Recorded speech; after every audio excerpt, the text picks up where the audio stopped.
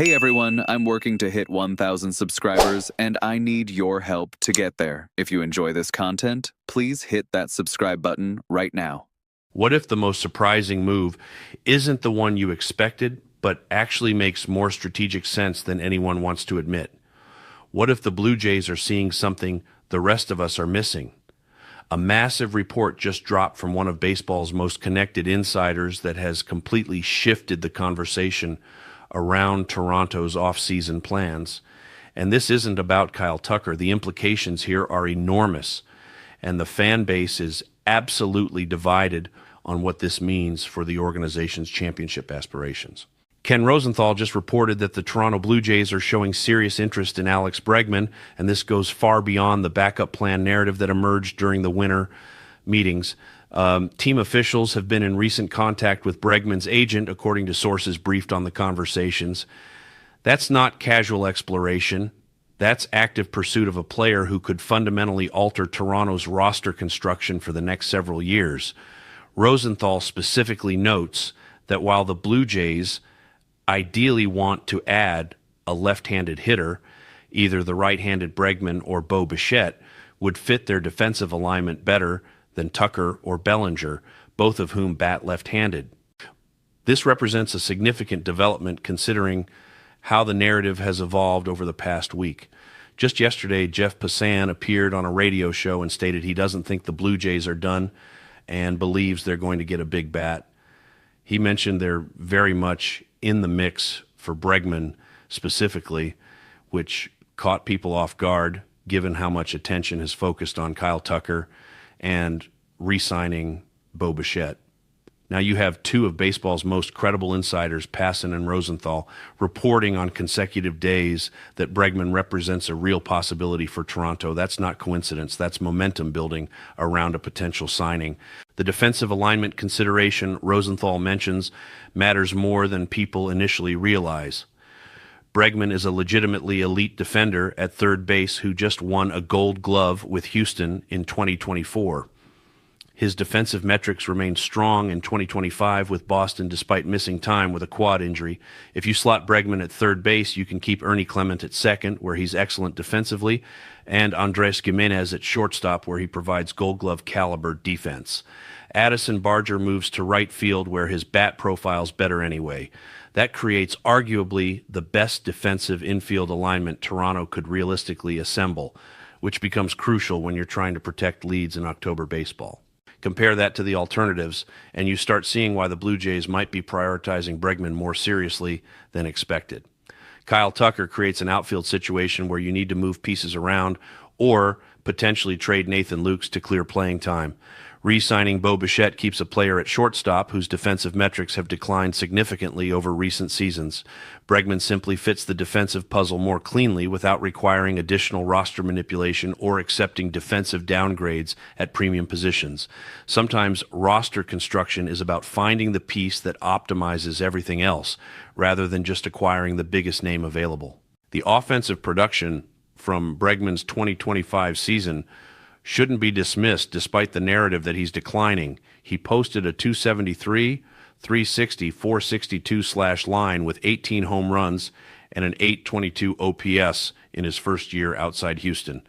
That came while missing 7 weeks with the quad injury that cost him time from May through mid-July. His 360 on-base percentage demonstrates the elite plate discipline that's defined his 9-year career. He walked more than he struck out, showing the kind of mature offensive approach that translates well into a player's 30s. The power numbers were down from his peak years in Houston, but 18 homers in a partial season suggests the bat speed and strength remain intact. The championship pedigree argument keeps coming up in discussions about Bregman, and it's not just empty rhetoric. He owns 2 World Series rings from Houston in 2017 and 2022. He's appeared in 4 Fall Classics total. That's institutional knowledge about winning in October that you cannot teach or replicate through any other means. Toronto just came within 2 outs of winning the World Series before falling in Game 7 at Rogers Center.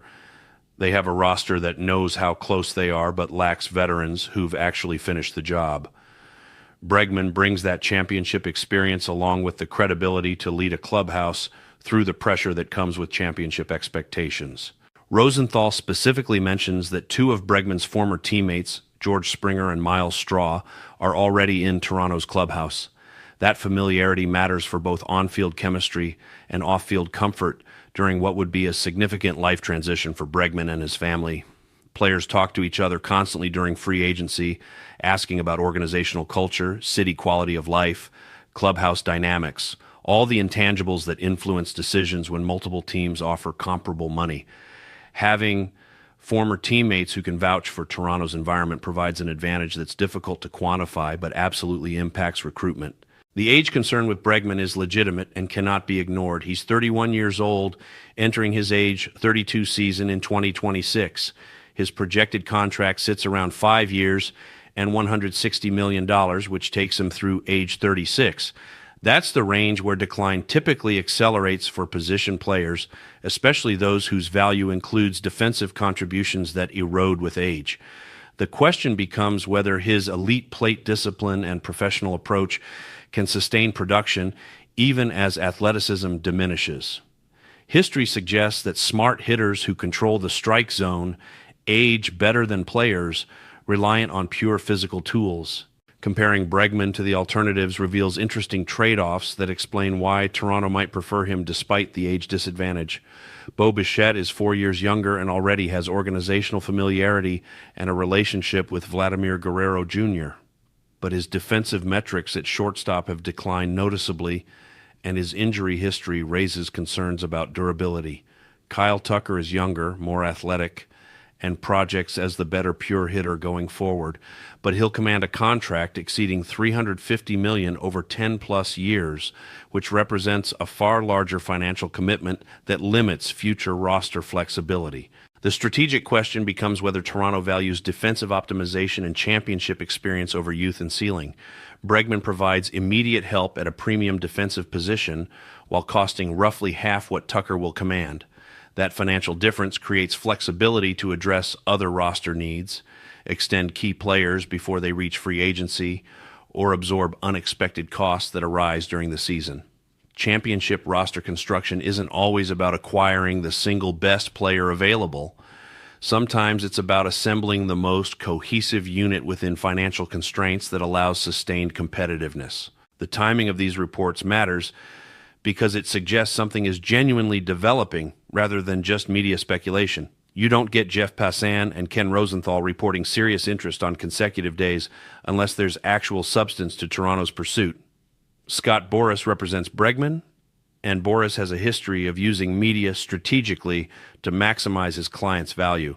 But the Blue Jays have already signed multiple Boras clients this offseason, demonstrating they can work productively with him when motivated to acquire a player.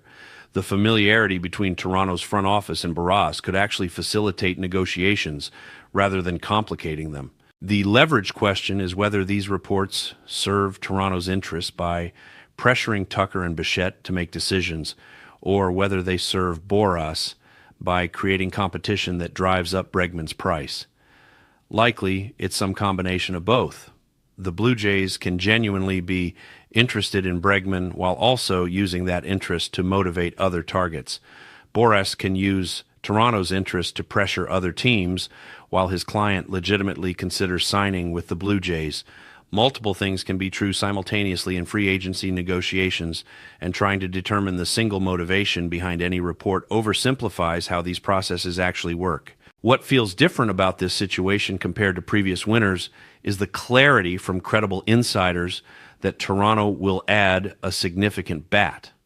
Rosenthal specifically wrote that Toronto seems destined to add one of the big free agent hitters, and Bregman seems as reasonable a possibility as any. That's not hedging or speculation. That's a connected reporter stating his belief based on conversations with people who actually know what's happening. After years of the Blue Jays being connected to premium free agents who ultimately signed elsewhere, the confidence from insiders this winter suggests something has changed in how aggressively Toronto is pursuing talent. The fan base reaction reveals the tension between wanting the flashiest name versus trusting organizational evaluation. Many fans prefer Kyle Tucker because he's younger and projects as the better long-term investment. Others want Bichette back because of his history with the organization and relationship with Guerrero. Bregman generates more skepticism because he's older and doesn't have the same name recognition despite his championship resume. But front offices see information fans don't access, including medical records, personality assessments, detailed defensive metrics, and private conversations that inform their player evaluations. Sometimes the smart move isn't the popular one. The next few days should provide clarity as Christmas approaches and the free agent market typically accelerates after the holiday. Munenori Kawasaki has less than 36 hours to sign with a major league team before potentially returning to Japan, adding urgency to multiple situations across baseball. The Chicago White Sox were reported as interested late last night, though it remains unclear if that interest is serious or just due diligence. Toronto was heavily linked to Kawasaki early in free agency, and it's notable that those connections have quieted as focus shifted to the premium bats still available. Here's what matters most going forward. The Blue Jays are clearly active in pursuit of offensive upgrades, and credible insiders believe they will land someone significant. Whether that's Alex Bregman, Kyle Tucker, or re-signing Bichette remains uncertain, but the confidence that Toronto adds a major piece has increased substantially. Bregman represents a legitimate option who fits defensively, brings championship experience, and costs significantly less than Tucker while providing more defensive value than Bichette. The age concern is real, but so are his elite plate discipline and proven ability to perform in October. Toronto's front office clearly sees something that makes Bregman worth serious pursuit, and sometimes trusting organizational evaluation over popular opinion is what separates contenders from champions.